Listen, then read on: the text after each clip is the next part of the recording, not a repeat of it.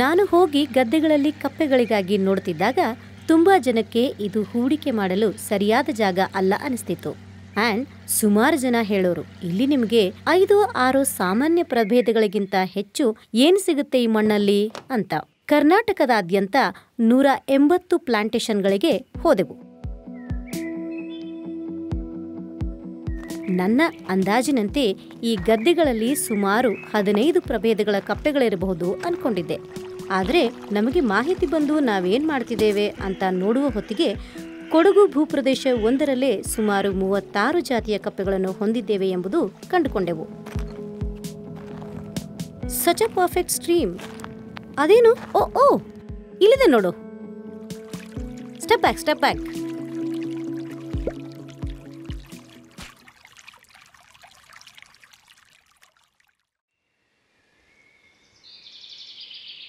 ನೀವು ಮೇಲಕ್ಕೆ ಹಾರಿ ಅಲ್ಲಿಂದ ಭೂಮಿ ಮೇಲಿನ ತೋಟ ನೋಡಿದರೆ ನಿಮಗೆ ಕಾಡೆ ಕಾಣಿಸುತ್ತಾ? ವೈವಿಧ್ಯಮಯ ಮೇಲಾವರಣವನ್ನು ನೋಡ್ತೀರಿ ನೀವು. ಮೇಲಿಂದ ನೋಡಿದಾಗ ಬ್ರೋಕಲಿ ಥರ ಕಾಣಿಸುತ್ತೆ. ಆದರೆ ನೀವು ಅದರ ಒಳಹೊಕ್ಕು ನೋಡಿದಾಗಲೇ ನೀವು ಕಾಡಲ್ಲಿಲ್ಲ, ತೋಟದಲ್ಲಿದ್ದೀರಾ ಅಂತ ಗೊತ್ತಾಗುತ್ತೆ. ಮತ್ತು ಕೃಷಿ ಅರಣ್ಯಗಳು ವಾಸ್ತವವಾಗಿ ಒದಗಿಸುವುದು ಕೂಡ ಇದನ್ನೇ. ಕಾಡಿನಂತೆ ಕಾಣುವ ಭೂಮಿ ಕೃಷಿ ಭೂಮಿಯೂ ಕೂಡ ಹೌದು. ನಾ ಹೇಳಿದಂತೆ ಈ ಕೃಷಿ ಅರಣ್ಯಗಳನ್ನು ನಿರಂತರವಾಗಿ ಕಡೆಗಣಿಸಲಾಗ್ತಿದೆ ಮತ್ತು ಸಂರಕ್ಷಣಾ ಭೂಪ್ರದೇಶ ಎಂದು ಕರೆಸಿಕೊಳ್ಳುವಷ್ಟು ಜೀವ ವೈವಿಧ್ಯತೆಯನ್ನು ಬೆಂಬಲಿಸುತ್ತೇವೆ ಎಂಬ ಭರವಸೆ ನಮಗಿರಲಿಲ್ಲ. ಆದರೆ ನಮ್ಮ ಮಾಹಿತಿ ಹೇಳುತ್ತದೆ they do support a lot ಅಂತ.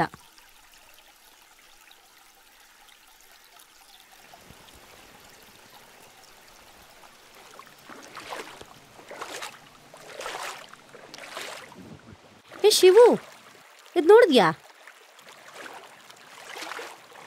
ಇದು ನಿಕ್ಟಿಬ್ಯಾಟ್ರಾಕಸ್ ಸ್ಯಾಂಕ್ಟಿಪಲಾಸ್ಟ್ರಸ್ ಎಗ್ಸ್. ಓಕೆ. ನಿಂಗೊತ್ತಾ? ಸ್ವಲ್ಪ ವಾರದ ಹಿಂದೆ ಕೂಡ ನೋಡಿದ್ವಿ. ಈಗ ಜಾಸ್ತಿ ಮೊಟ್ಟೆ ಇದೆ, ಅಂದರೆ 19 ಇದೆ. ಓಕೆ. ಐ ವಂಡರ್ ಇದರ ಅಡಲ್ಟ್ ಇಲ್ಲೇ ಎಲ್ಲೋ ಇರಬಹುದು.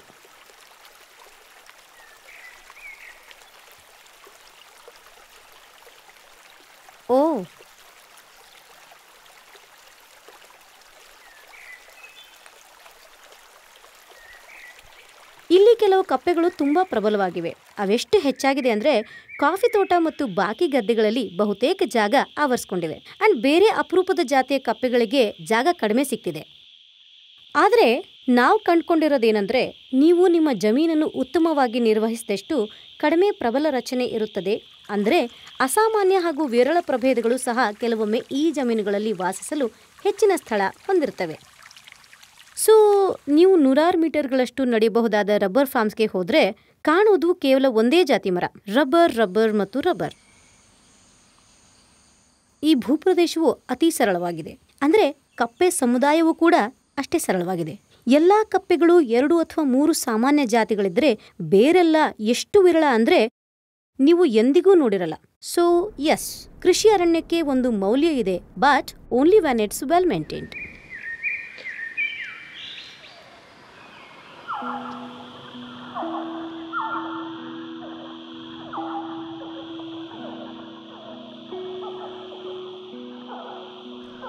ನಮ್ಮ ಹೆಚ್ಚಿನ ಕೆಲಸಗಳು ರಾತ್ರಿಯಲ್ಲೇ ನಡೆಯೋದು.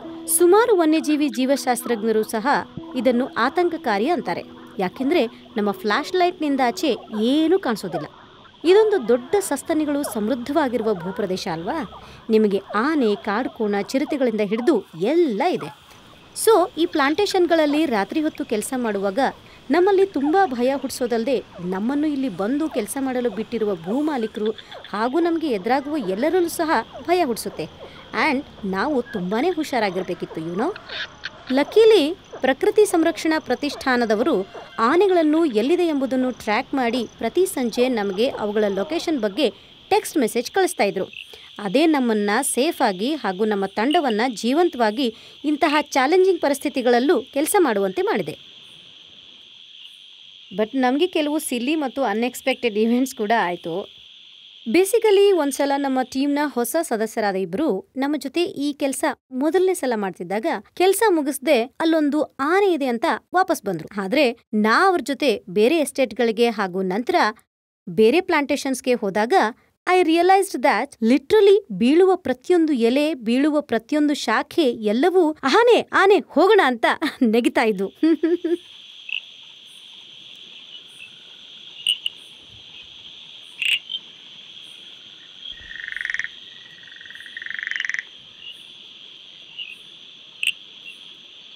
ಓ, ಇದು ಲೂಟಿಯೋಲಸ್ ಪಾಪು ಈಗ ತಾನೇ ಮೊಟ್ಟೆಯಿಂದ ಆಚೆ ಬಂದಿದೆ. ಈ ಕಪ್ಪೆಗಳಿಗೆ ಟ್ಯಾಡ್ಪೋಲ್ಸ್ ಇರೋದಿಲ್ಲ. ಅವು ಡೈರೆಕ್ಟಾಗಿ ಮೊಟ್ಟೆಗಳಿಂದ ಮರಿ ಕಪ್ಪೆಗಳಾಗೆ ಹೊರಗೆ ಬರೋದು. ಈಗ ತುಂಬ ಚಿಕ್ಕದಾಗಿವೆ, ಬೇಗ ದೊಡ್ಡವಾಗ್ತವೆ. ಅದರ ಕಣ್ಣುಗಳು ಹತ್ತಿರದಿಂದ ನೋಡಿ, ಅದಕ್ಕೆ ನೀಲಿ ಐರಿಂಗ್ ಇದೆ, ಸುಂದರವಾಗಿದೆ.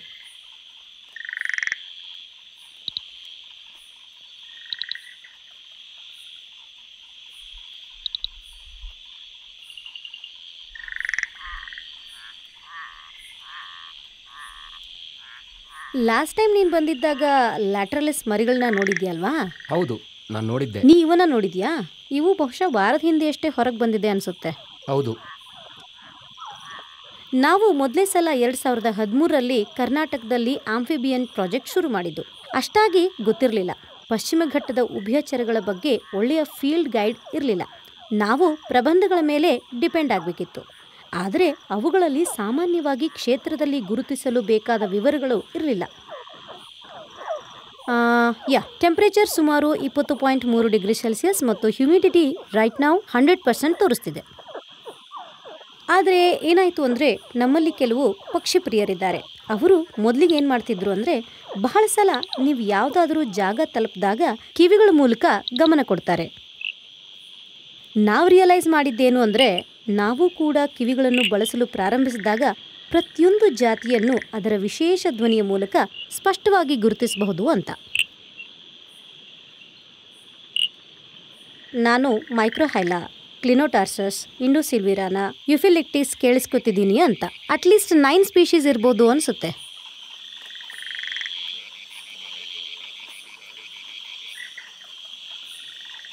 ಬಹುತೇಕ ಕಪ್ಪೆಗಳು ಧ್ವನಿಯ ಮೂಲಕನೇ ಕಮ್ಯುನಿಕೇಟ್ ಮಾಡ್ತವೆ, ಶಬ್ದದ ಮೂಲಕ ಒಂದಕ್ಕೊಂದು ಮಾತಾಡ್ತವೆ. ಆದರೆ ಕುಣಿಯೋ ಕಪ್ಪೆಗಳು ತುಂಬ ಇಂಟ್ರೆಸ್ಟಿಂಗ್. ಈ ಜೋರಾಗಿ ಶಬ್ದ ಮಾಡುವ ಹೊಳೆಯಲ್ಲಿ ವಾಸ ಮಾಡುವ ಕಾರಣಕ್ಕೆ ಅವು ದೃಶ್ಯ ಮಾಧ್ಯಮ ಬಳಸ್ತವೆ. ಬಂಡೆಯ ಮೂಲಕ ಹರಿಯುವ ನೀರಿನ ಶಬ್ದ ತುಂಬ ಜೋರಾಗಿರುತ್ತೆ, ಅದು ಕೂಡ ಹೈ ಡೆನ್ಸಿಟಿಯಲ್ಲಿ. ಅವುಗಳು ಒಂದರ ಮೇಲೊಂದು ಶಬ್ದ ಮಾಡ್ತಿದ್ರೆ ಅದು ಹರಿಯೋ ನೀರಿನ ಶಬ್ದದ ನಡುವೆ ನಿಜಕ್ಕೂ ಒಂದಕ್ಕೊಂದು ಮಾತಾಡಿದ್ದು ಏನು ಕೇಳಿಸಲ್ಲ ಅವಕ್ಕೆ.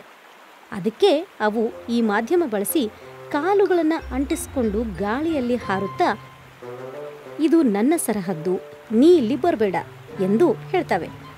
ಅಥವಾ ಅವು ತನ್ನ ಸಂಗಾತಿಗಳನ್ನು ಆಕರ್ಷಿಸಲು ಕೂಡ ಬಳಸಬಹುದು.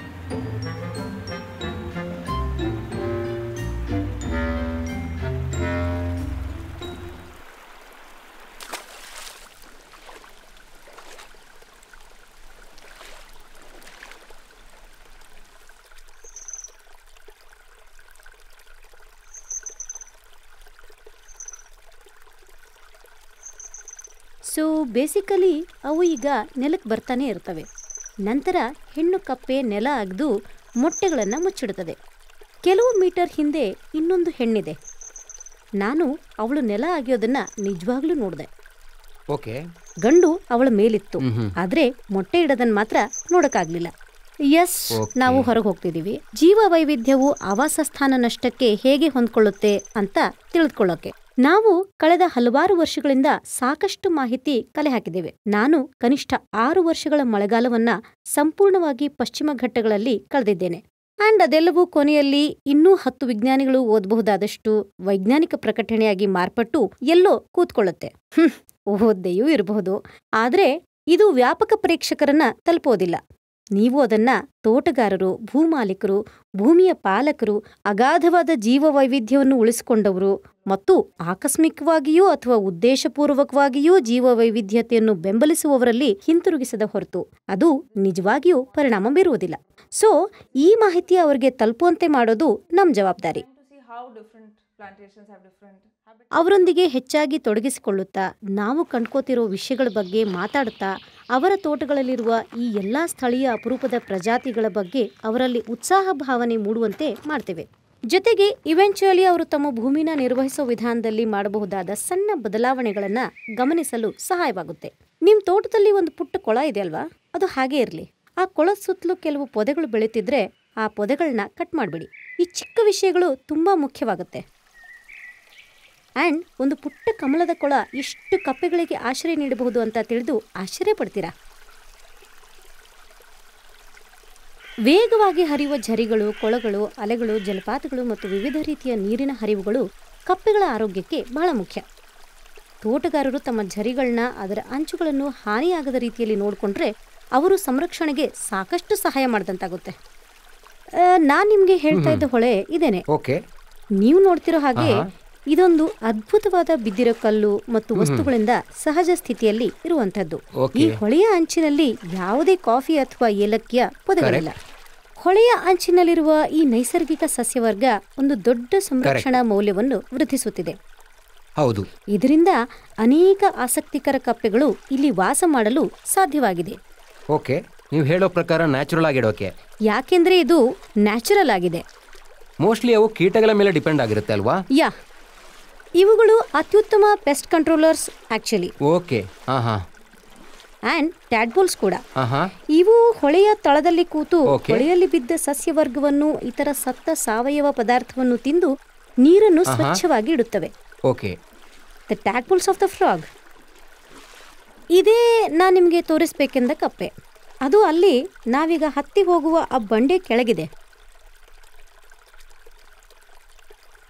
ಇದೊಂದು ಬಿಗ್ ನೈಟ್ ಕಪ್ಪೆ. ಅಗೋ ಅಲ್ಲಿ ಕೂತಿದೆ.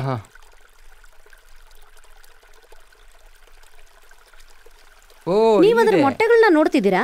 It's very very interesting. And ನಮ್ಮ ಅಧ್ಯಯನದುದ್ದಕ್ಕೂ ಅಕ್ಷರಶಃ ನಾವಿದನ್ನ ಕಂಡಿದ್ದು ಕೇವಲ ತೋಟಗಳಲ್ಲಿ. ಇವು ತುಂಬಾ ಅಸಾಮಾನ್ಯ, ಯಾಕೆಂದ್ರೆ ಅವುಗಳಿಗೆ ಆರೋಗ್ಯಕರ ವನಝರಿ ಬೇಕು. ಯಾವುದು ಸುಮಾರು ತೋಟಗಳು ದೊರಕಿಸಿಕೊಡುವುದಿಲ್ಲ. ಅದು ಅಲ್ಲದೆ ಅವುಗಳ ಎತ್ತರ ಕೂಡ ಸೀಮಿತವಾಗಿದೆ. ಗಂಡು ತನ್ನದೇ ಆದ ಬಂಡೆಯ ಗುಹೆಯಲ್ಲಿ ಕುಳಿತುಕೊಳ್ಳುತ್ತಾನೆ. ಅವನ ಪ್ರದೇಶ, ಅವನ ರಾಜ್ಯ. ಕರೆದು ಕರೆದು ಕರೆಯುತ್ತಲೇ ಕಾಯುತ್ತಾನೆ. ಹೆಣ್ಣಿಗೆ ಅವನಿಷ್ಟ ಆದರೆ ಬರ್ತಾಳೆ, ಇವನನ್ನ ಸೇರ್ತಾಳೆ ಮತ್ತು ಕೈಗಳ ಮೇಲೆ ನಿಲ್ತಾಳೆ. ತನ್ನ ದೇಹದ ಭಾರವನ್ನೆಲ್ಲ ಪೂರ್ತಿ ಕೈಗಳ ಮೇಲೆ ಹಾಕಿ ನಿಂತು ಗುಹೆಯ ಛಾವಣಿಯ ಮೇಲೆ ಮೊಟ್ಟೆ ಇಡ್ತಾಳೆ.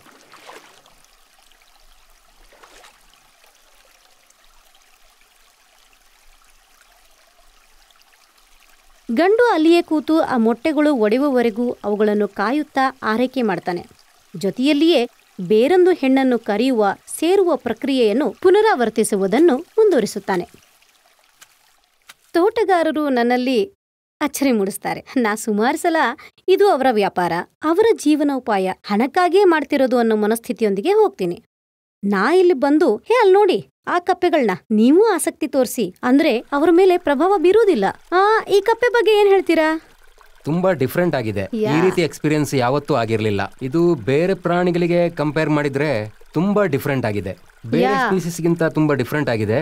ನನಗೆ ಇದ್ರ ಬಗ್ಗೆ ಯಾವತ್ತೂ ಗೊತ್ತಿರಲಿಲ್ಲ. ತುಂಬಾ ಇಂಟ್ರೆಸ್ಟಿಂಗ್ ಆಗಿದೆ. ಆದ್ರೆ ಆಗಾಗ ನನ್ನಲ್ಲಿ ಮೂಡುವ ಕುತೂಹಲ, ನನ್ನ ತೊಡಗಿಕೊಳ್ಳುವಿಕೆ, ಆಸಕ್ತಿ ನೋಡಿ ನನಗೆ ಆಶ್ಚರ್ಯ ಅನ್ಸುತ್ತೆ. ಅವರು ಜೀವ ವೈವಿಧ್ಯತೆಯನ್ನು ಸುಧಾರಿಸಲು ಇನ್ನೇನು ಮಾಡಬಹುದು ಅಂತ ತಿಳಿಯೋಕೆ ಇಚ್ಛಿಸ್ತಾರೆ. ಹಾಗೆ ಇನ್ನು ಹೆಚ್ಚು ಹೆಚ್ಚು ಅದರ ಬಗ್ಗೆ ಕಲಿಯೋಕೆ ಇಷ್ಟಪಡ್ತಾರೆ. ಅದನ್ನ ಸಪೋರ್ಟ್ ಮಾಡೋಕೆ ಏನ್ ಮಾಡ್ಬೇಕಂತ ತಿಳಿಯೋಕೆ ಬಯಸ್ತಾರೆ. ನಾವೀಗ ಈ ಅಕಾಸ್ಟಿಕ್ ಮಾನಿಟರಿಂಗ್ ಇಂದ ಏನ್ ಮಾಡ್ತಿದ್ದೇವೆ ಅಂದ್ರೆ ಇದನ್ನ ಮುಂಗಾರಿಗೂ ಹೋಲಿಸ್ತಿದ್ದೇವೆ. ಯಾಕೆಂದ್ರೆ ಈ ಕಾಲದಲ್ಲಿ ಕಪ್ಪೆಗಳು ಸಕ್ರಿಯವಾಗಿರುತ್ತವೆ. ನಾವೀ ಪಶ್ಚಿಮ ಘಟ್ಟಗಳಿಗೆ ಯಾವಾಗ ಬರ್ತೀವಿ? ಮೊದಲು ಮಳೆ ಆದಾಗ. ಕಪ್ಪೆಗಳನ್ನ ಯಾವಾಗ ನೋಡ್ತೀವಿ? ಯೂಶ್ವಲಿ ಕೊನೆಯ ಮಳೆವರೆಗೂ. ಸೊ ಅವು ಮುಂಗಾರಿನಲ್ಲಿ ಇಲ್ಲಿರ್ತವೆ. ಈ ಋತುವಿನಲ್ಲಿ ಅಕ್ಷರಶಃ ಚುರುಕಾಗಿರ್ತವೆ ಮತ್ತು ಇದು ಅವುಗಳಿಗೆ ತುಂಬ ಮುಖ್ಯ. ಏನಾಗುತ್ತೆ ಅಂದರೆ ಈ ಹೊಳೆ ಕಪ್ಪೆಗಳು ಮತ್ತು ಕೆರೆ ಕಪ್ಪೆಗಳು ಮಳೆಯ ಪ್ರಮಾಣ ಸಂಪೂರ್ಣ ಕುಸಿದ ವರ್ಷವೂ ಆ ಹೊಳೆ ಮತ್ತು ಕೆರೆಯಲ್ಲಿ ಒಂದು ಸ್ವಲ್ಪ ನೀರಿದ್ರೂ ಸಹ ಅದನ್ನು ಬಳಸಿ ಸಂತಾನೋತ್ಪತ್ತಿ ಮಾಡುತ್ತವೆ. ಇಂಟ್ರೆಸ್ಟಿಂಗ್ ಅಂದರೆ ಈ ಪೊದೆಗಳಲ್ಲಿನ ಕಪ್ಪೆಗಳೇನಿದೆಯಲ್ಲ, ಇವುಗಳಿಗೆ ಟ್ಯಾಡ್ಪೋಲ್ಸ್ ಇರೋದಿಲ್ಲ. ಅವು ಸಾಮಾನ್ಯವಾಗಿ ನೇರ ನೆಲದ ಮೇಲೆ ಮೊಟ್ಟೆ ಇಡ್ತವೆ, ಎಲೆ ಹೊದಿಕೆಯ ಕೆಳಗಿನ ಮಣ್ಣಿನಲ್ಲಿ. ಮೊಟ್ಟೆಗಳು ಒಡೆದಾಗಲೂ ಅವಕ್ಕೆ ಟ್ಯಾಡ್ಪೋಲ್ಸ್ ಇರೋದಿಲ್ಲ. ನೇರವಾಗಿ ಮರಿ ಕಪ್ಪೆಗಳಾಗಿ ಹೊರಬರ್ತವೆ ಮತ್ತು ಅವುಗಳಿಗೆ ನೀರು ಬೇಕಿಲ್ಲ ಅಂತ ನಿಮಗನಿಸಬಹುದು. ಆಶ್ಚರ್ಯಕರ ಅಂದರೆ ಮುಂಗಾರಿನಿಂದ ಈ ಗುಂಪು ಹೆಚ್ಚು ಪ್ರಭಾವಕ್ಕೊಳಗಾಗುತ್ತೆ. ಯಾಕೆಂದರೆ ಮುಂಗಾರು ನೆಲವನ್ನು ಒದ್ದೆಯಾಗಿರಿಸಿ ಗಾಳಿಯನ್ನ ತೇವವಾಗಿರಿಸುತ್ತೆ. ಇಲ್ಲೆಲ್ಲ ತುಂಬ ಸಣ್ಣ ಪ್ರಮಾಣದ ನೀರಿರುತ್ತೆ. ಮತ್ತು ಅದು ಇಲ್ದಿದ್ರೆ ಒಣಗಿದ್ರೆ ಅವು ಬದುಕಲು ತುಂಬಾ ಕಷ್ಟ.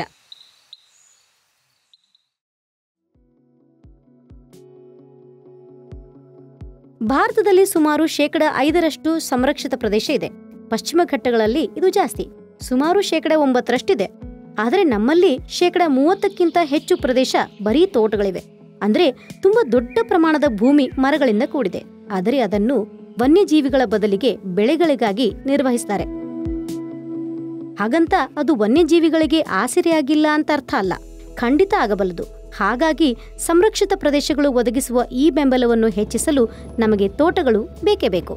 ಅವು ಸಂರಕ್ಷಿತ ಪ್ರದೇಶಗಳ ಅಂಚಿನಲ್ಲಿರುವುದರಿಂದ ಅವುಗಳನ್ನು ದೀರ್ಘಾವಧಿಯವರೆಗೆ ಕಾಪಾಡಬೇಕು ಅನ್ನೋದನ್ನು ಗಮನದಲ್ಲಿಟ್ಕೊಳ್ಬೇಕು. ಮತ್ತು ನಾವು ಅದೇ ಹಾದಿಯಲ್ಲಿದ್ದೇವೆ ಅಂತ ಅನ್ಕೊಂಡಿದ್ದೇನೆ.